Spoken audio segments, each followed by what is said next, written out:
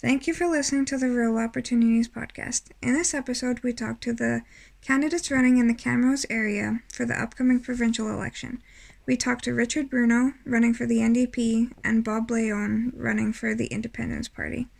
We contacted other candidates for the area, but these were the only two who contacted us for the interview. We have attached information for the other candidates in the show notes as well. We hope this helps you make an informed decision on the upcoming vote coming on May 29th, and we hope you get out there and vote. Thank you for listening. Well, thank you for joining me for this interview. We thought it would be really cool to talk to each of the candidates and just see what you're about and what your thoughts are for the Camrose area. And so thank you for joining me on this Yeah, episode, and we're happy to have you. thanks, Megan. Yeah, I'm pleased to be here. I'm I'll glad that the let you. CRE does this sort of thing. Yeah, go ahead. Yeah, absolutely. It's a really cool thing. And we did it for the municipal elections as well, and it went over really well. And so it's just nice to give people another outlet to learn about the people running. Good. Yeah, So I'll let you start off with just an introduction about yourself, who you are, and what's your connection to the Camrose area. great. Well, thank you, Megan. My name is Richard Bruno, and I'm running to be the NDP MLA for the Camrose constituency. That includes most of the Camrose County, Flagstaff County, and Beaver County. So I grew up here in Camrose. I went to Chester Ronning School and Charlie Killam School in the high school and Augustana. But now I farm with my wife near Kingman. So we live about 5 miles east of Kingman, run a cow-calf operation there. And we have a daughter who's in kindergarten. She goes to Round Hill School. And I also run a business in Camrose called Fox and Fable. It's a board game cafe bookstore on Main Street. But yeah, in between my years at Augustana and becoming a farmer, I worked overseas for a lot of years. So I was working with some nonprofit groups doing development work in Latin America in a few countries.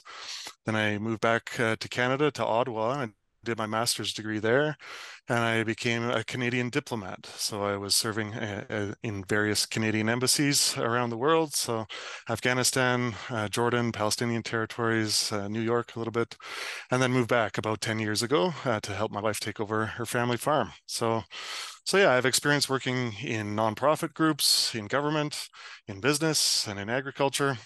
And I understand, the role that each of those sectors play in our community and our economy and how they all really do need to work together. So I know, well, I bring the skills and experience to make sure that I can help facilitate that.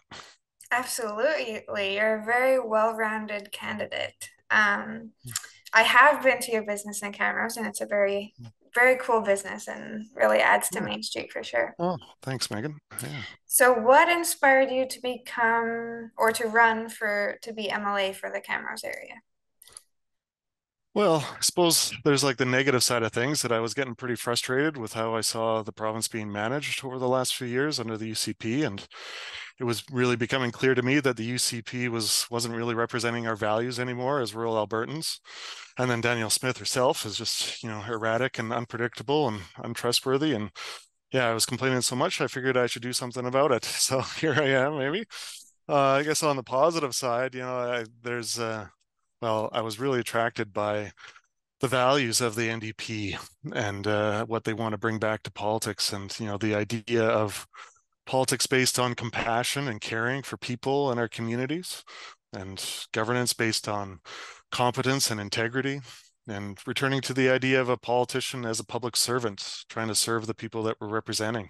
So, and I really do respect Rachel Notley as our leader, and uh, you know uh, she's someone that Albertans can trust and that I really look forward to working with. Awesome. That sounds great.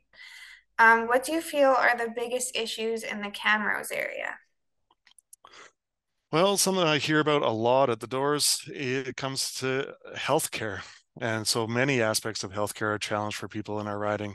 So it comes to things like hospital closures. So the emergency room being closed in Hardisty for years, the nighttime closures at the hospitals, ERs in Daysland and Tofield, lack of family doctors. I'm still waiting for a family doctor after my last one moved away.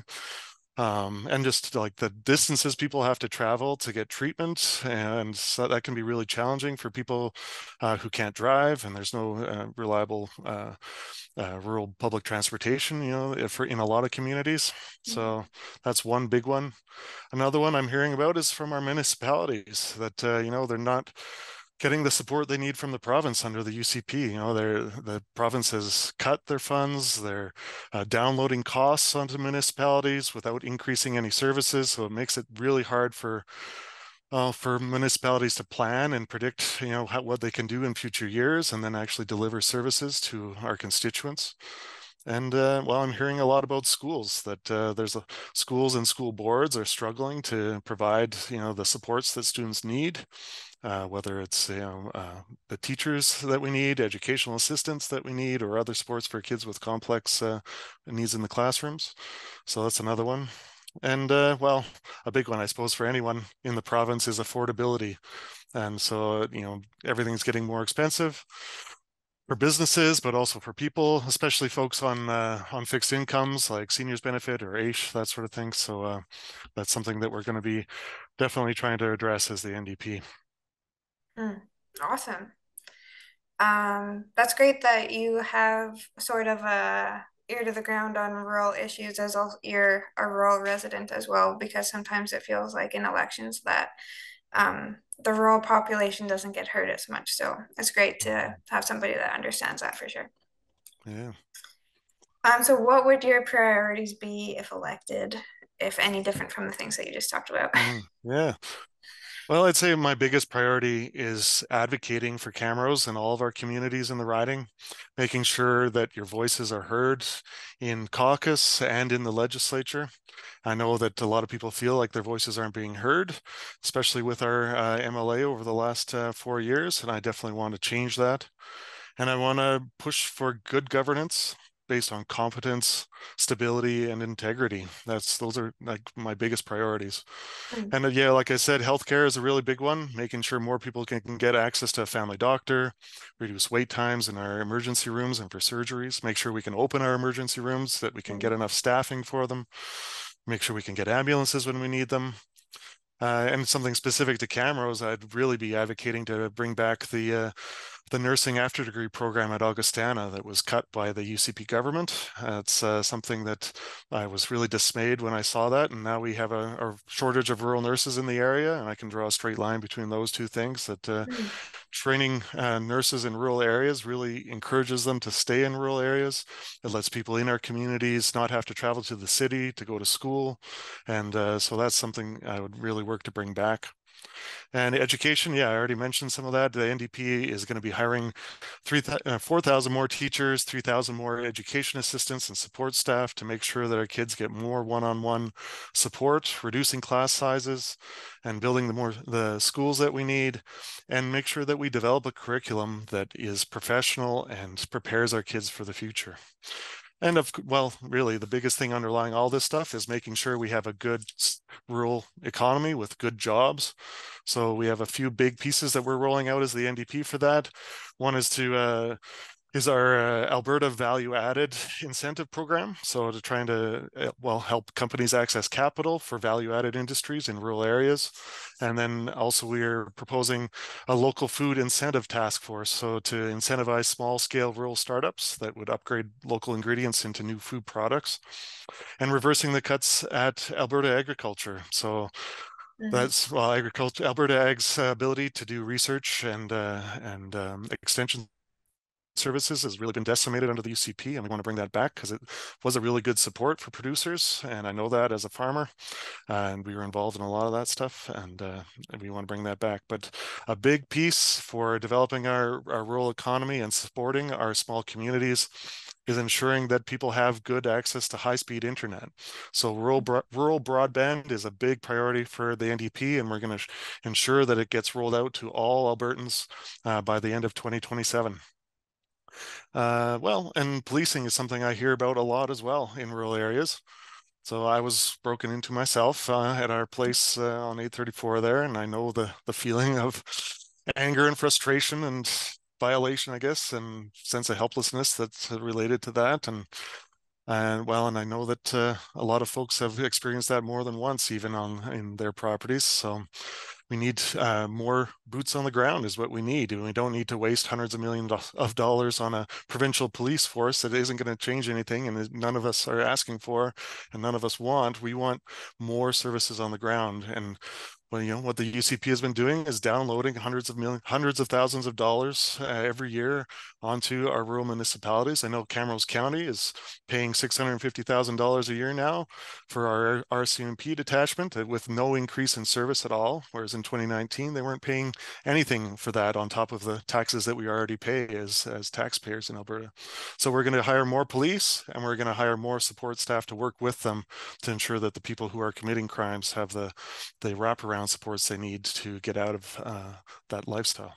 So yeah, those would be my big priorities. Awesome. Well, you are hitting on a lot of very big topics. And I'm glad that you added the part about the economy. That was going to be my question, because it's great to um, reverse cuts and provide all the support for healthcare, and which is definitely needed.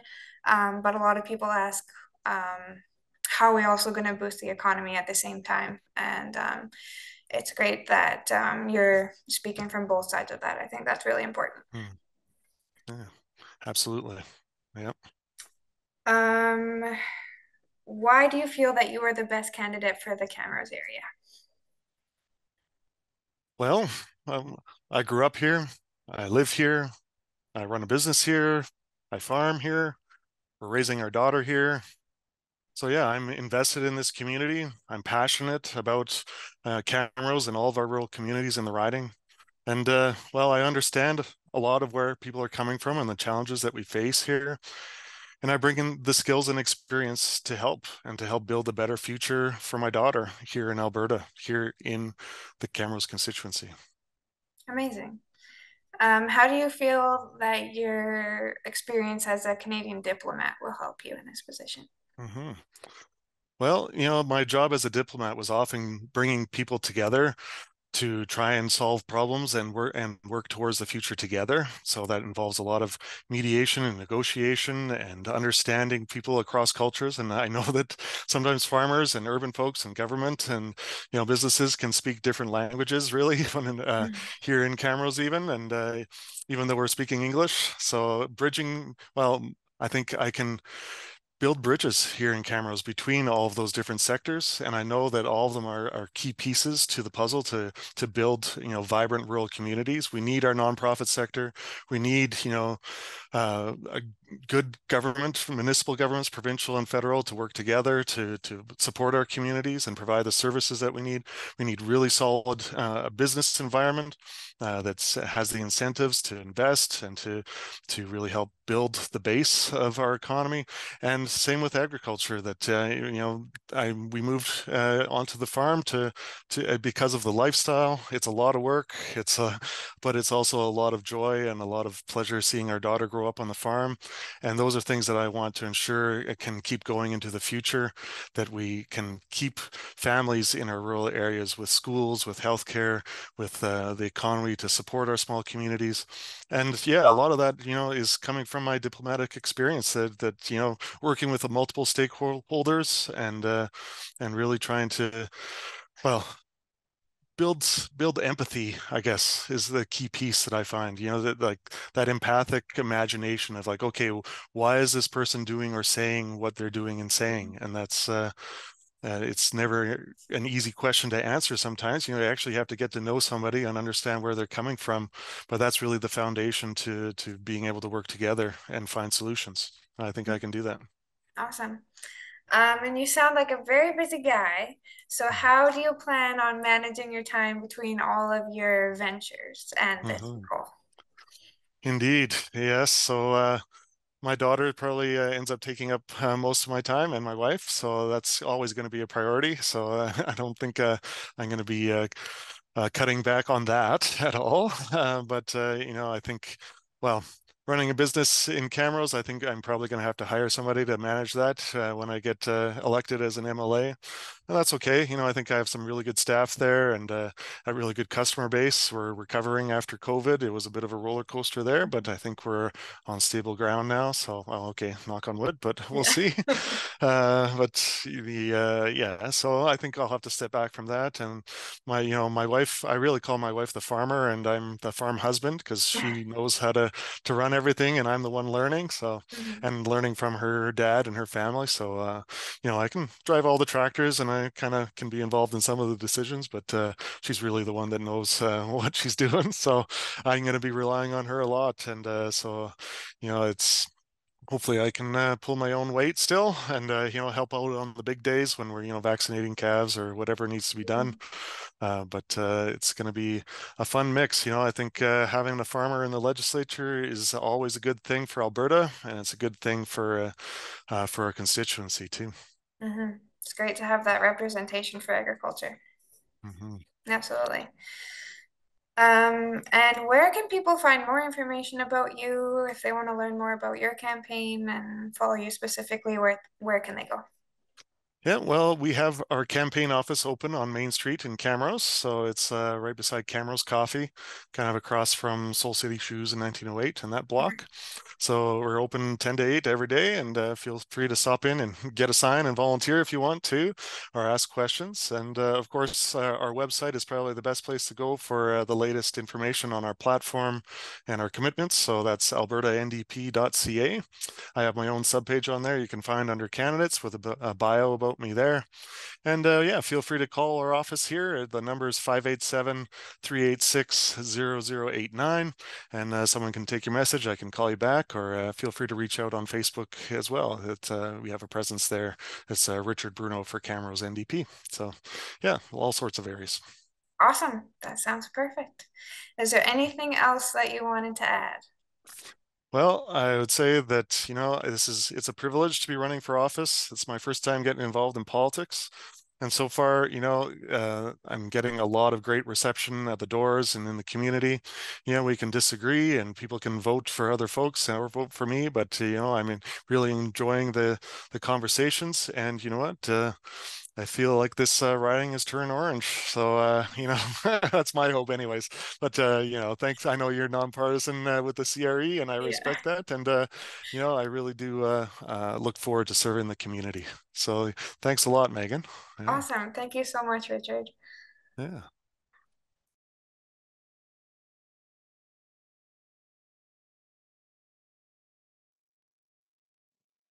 Hello, Bob. Thank you for joining on the Rural Opportunities podcast. We're really excited to be able to talk to you as one of the candidates running in the Camrose area in this provincial election.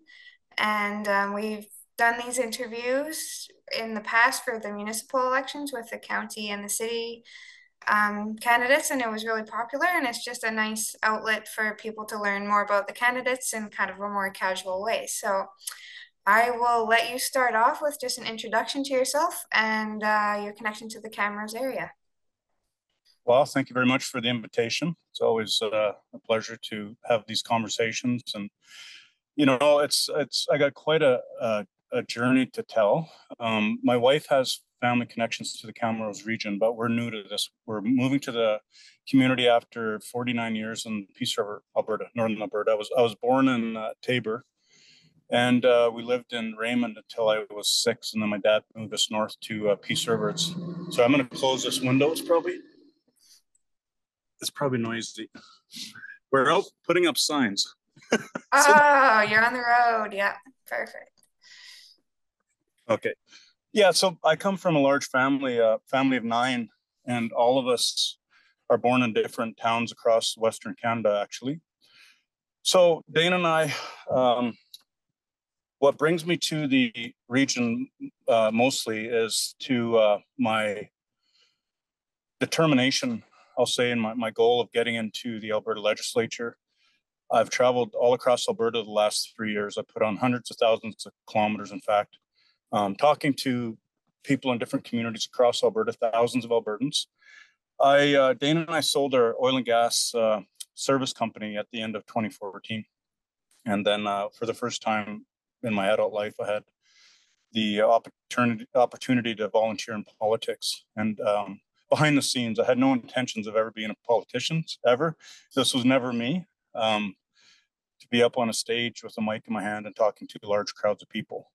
But I'm doing what I feel I'm called to do, and trying to create a better future for our children and for everyone's children, actually. There's a lot of things going on in Alberta that's it's not good. A lot of people are getting hurt by policies that were brought forward, not just from any one particular party or government. When I volunteered in the UCP, I had a very good look behind the scenes. And because my MLA was a 6-year staffer under Jason Kenney when Jason was in Ottawa. And so I had inside access to the inner circle. Not that I care about rubbing shoulders, but it was quite a unique opportunity for a regular Albertan to get involved, and one that was passionate like I was of understanding the mechanisms behind the scenes and how the party was leading up to the election, what they were saying, and then post-election, what I saw behind the scenes and how I saw them govern Albertans. I was very disappointed earlier on. I was calling out some nonsense, I call it, but it was nepotism and corruption. I mean, there's no other way of saying it, but they fill their pockets up. And I challenged one particular instance. And leading up to the COVID decision, I understood at that point that our MLAs weren't truly reading through these bills. I felt, and the Bill 10 COVID-19 Emergency Measures Act, no matter where you stood on that issue, I took exception because they put it through in 48 hours of discussion, not really a discussion either. I understand now that are elected representatives in all parties, I'm not picking on any one of them, they all do it. They're beholden to the party structure, and that's not how it's supposed to work. Our elected MLAs are supposed to represent our communities. And then the governing party that becomes the government chooses the ministers. And the ministers combined with the premier, that's the government. Our MLAs, no matter if they're part of that party or not, their duty is to hold that government accountable, not to be whipped, and that's the term they use, the party whip, how to vote, what to say, what not to say, to never ever challenge the government, their own party. And I saw that happening back in the PC party, Progressive Conservatives, when Guy Boudelier was kicked out of the PC party for criticizing the party for the lack of extended senior care homes in Fort McMurray. And they literally kicked him out. They removed him as the MLA. And I found that so offensive. And so did a lot of Albertans. Because, in 2015, we had it was a protest vote when the NDP came into power. And then when I dedicated 5 years of my life volunteering my time for the UCP. And then what I saw them become was the same thing.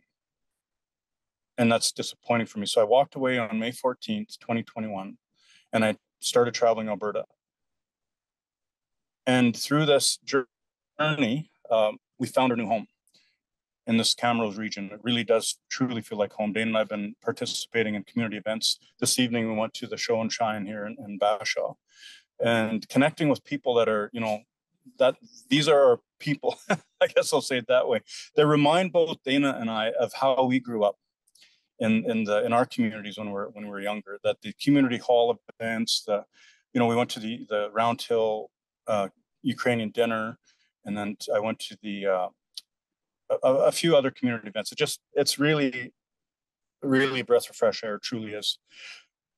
So when I was at the Independence Party, we did polling, and Camrose was the #1 region that looked like it was willing to bring change. That nobody's happy with either side.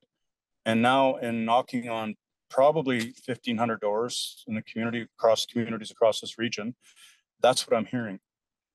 When I was with I spent a month and a half with the Wild Rose, and they acted the same way. They never talked to their membership. They were making decisions as a higher up board, I guess, hierarchy. And then I went with the Alberta Prosperity Project. I was having amazing conversation. It was a nonpartisan organization, so conversations with people from across the political spectrum. It was really fascinating for me, and everybody's saying the same thing. And then I went to the Independence Party, and as soon as I did that, the conversation stopped from more of the left-leaning spectrum. When I walked away and decided to run as an independent candidate, the conversations are open again. And I think it was another lesson for me that we get stuck in these political boxes, right? You belong here and you belong here. And that's not doing us a service at all.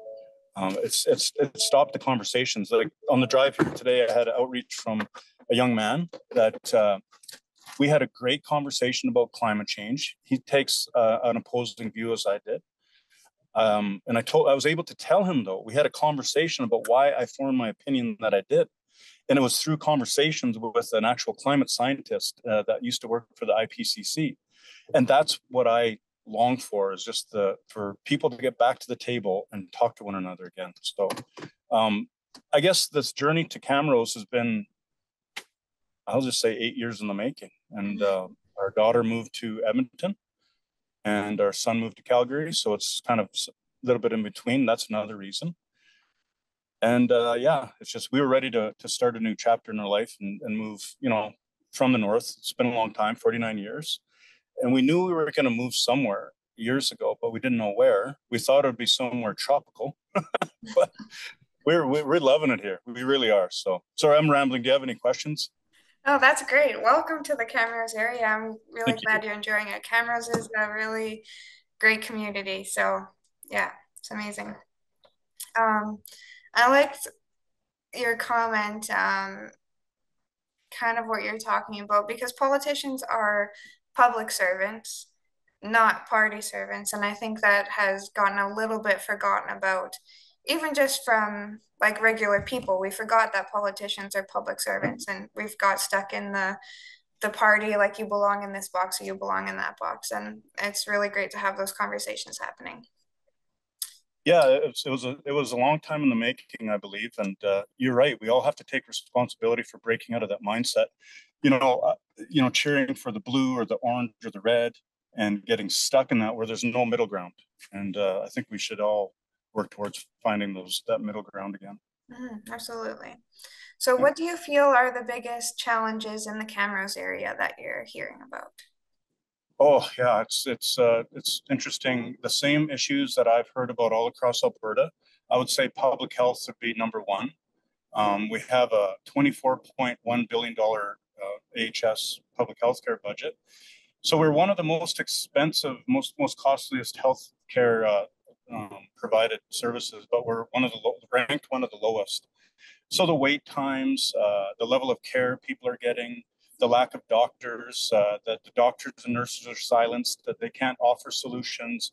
The bureaucracy has gotten so big, and the nepotism there, the hiring of who you know.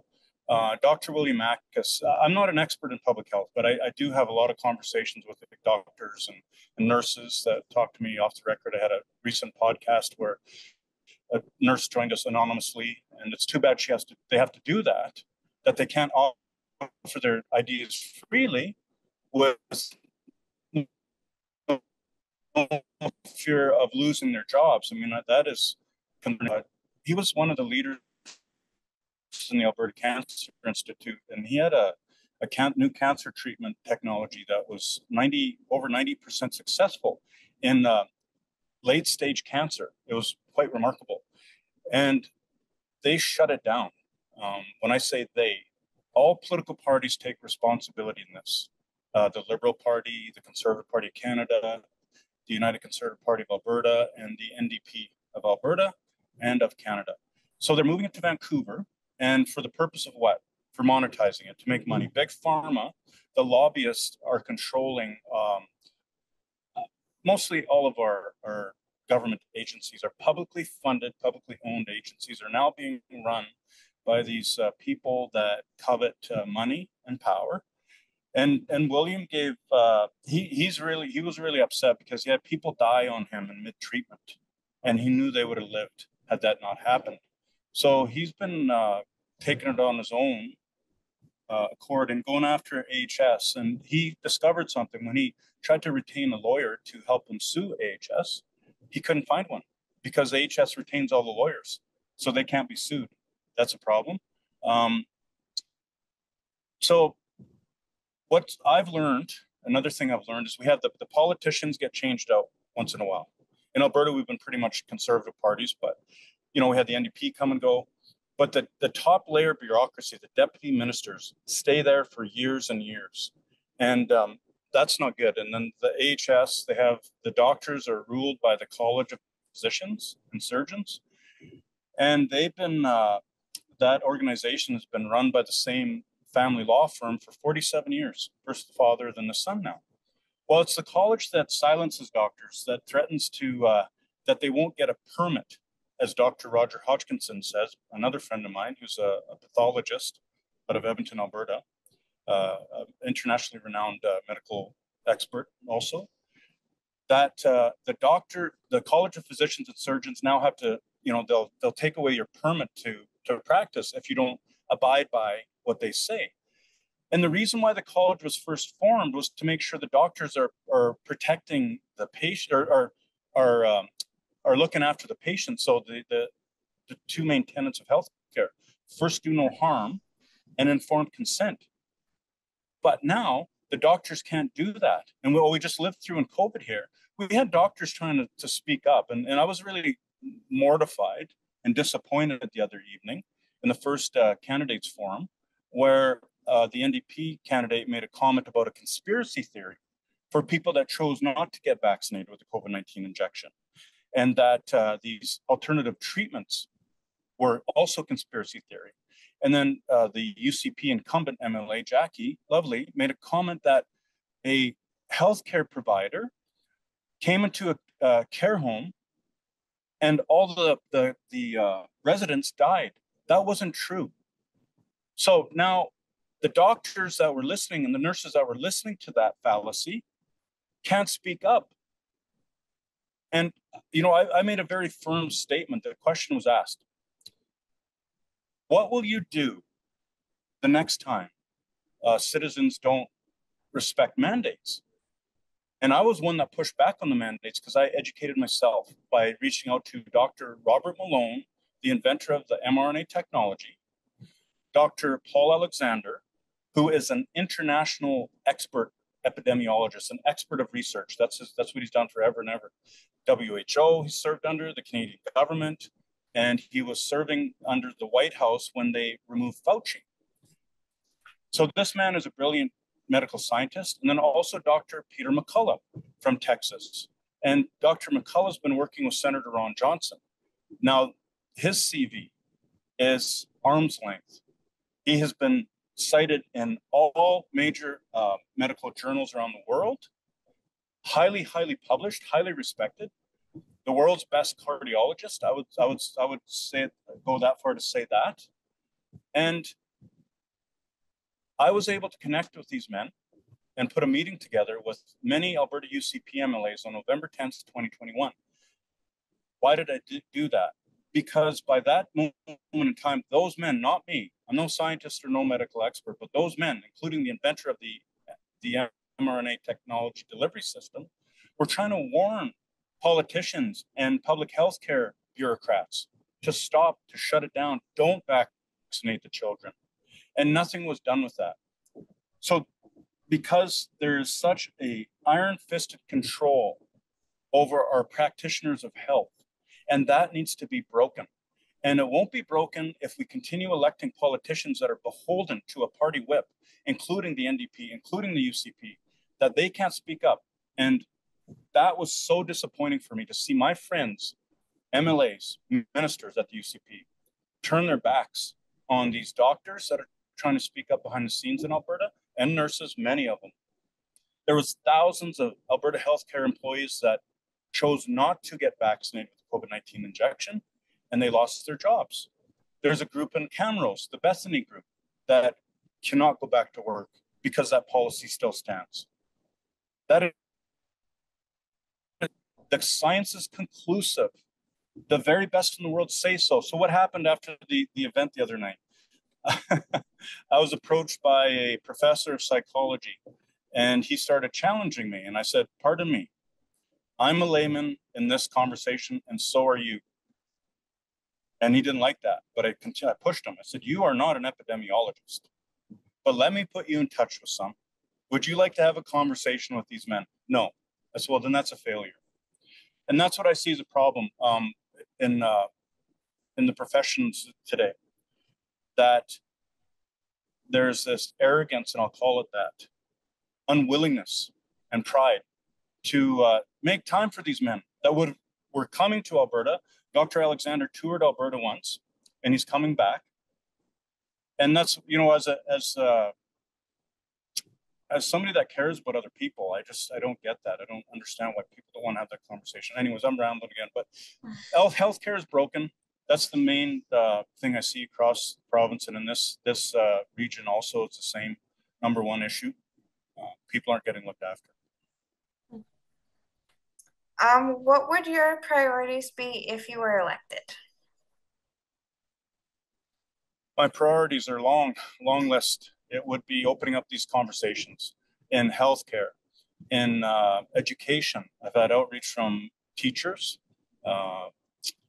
mothers, lots of mothers that are concerned with the curriculum.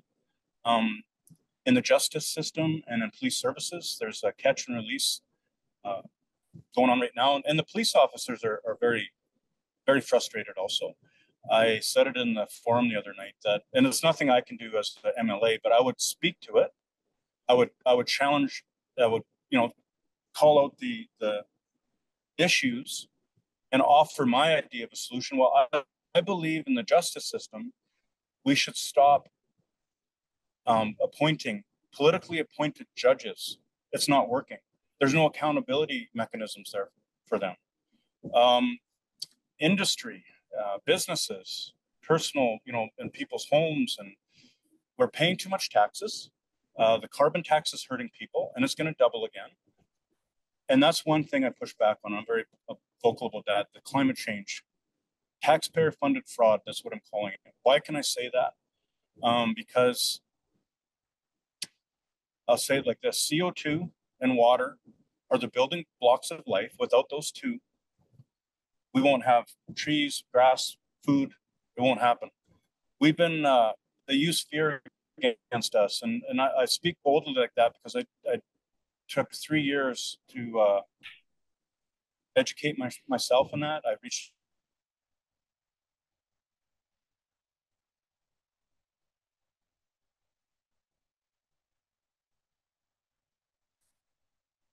You're frozen. I may have lost you there for a second. Carbon taxes. He saw it for what it was. That it didn't make any sense. So now we shut down our coal-fired electricity. The Forestburg area has been hurt by the loss of jobs. Electricity prices are going up. I'm knocking on doors, and people are telling me, families, single moms, seniors, they're having to choose between heating their homes or food. That doesn't make any sense to me. Lots of issues, lots. Mm-hmm. Absolutely. And why do you feel that you are the best candidate for the Camrose area? Why am I the best? Because, well, I'm going to work hard. I'm a hard worker. I speak the truth. Even if the conversations are uncomfortable, I won't shy away from them. I'm not going to bow to a bureaucrat in public health or in any of the government agencies. I had a conversation with, I knew it was a matter of time before it happened, but I had a conversation with the AHS bureaucrat at his doorstep, and he challenged me on my point that the college is silencing doctors. And the conversation didn't end well for him because when you know, you know. And that's the problem. We need elected representatives in there that are fearless, that are not beholden to a political party, to a party whip.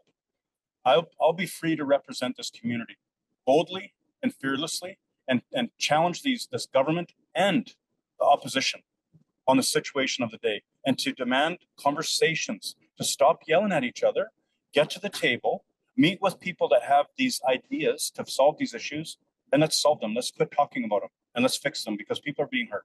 So that's, I mean, I can offer just a relentless support of this community and fearlessness in doing so. Awesome. Yeah, and it sounds like you're a little bit of background in politics. Well, you have a little bit of experience and kind of know what you're doing in that sort of setting.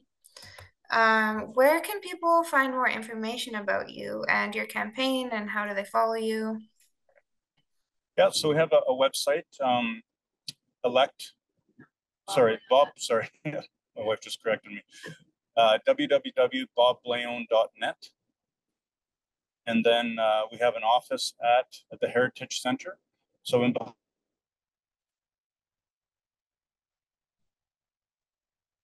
behind the Pizza Hut, people can come in and have a conversation. But if they call ahead, I can meet and have a coffee if I'm around. And the address is. There for a second, can you say where your office is again? Yeah. So the office is at the Heritage Center behind the Pizza Hut in the same building. Okay. It's in the southwest corner of the building. And the address is 5703 48th Ave. There's a big sign on the street there, and yeah. In Camrose? It's Bob Blayone campaign office. Perfect. Up on the billboard, and they can call me on I've had the same cell phone for decades. My number is 780-618-7337. And I love talking to people and meeting people, and don't be shy to call. Thank you so much for taking the time to do this podcast episode. I know you guys are out on the road right now, and good luck putting up signs and all that. Be safe out there. And yeah, just thank you for taking the time to talk to us. Thank you for listening to this episode. If you like what you hear and want to learn more about rural opportunities, please follow Camrose Regional Exhibition on Facebook or Instagram, subscribe to our YouTube channel, or follow wherever you listen to podcasts. Thank you for supporting the Camrose Regional Exhibition and Agriculture Society. We appreciate it.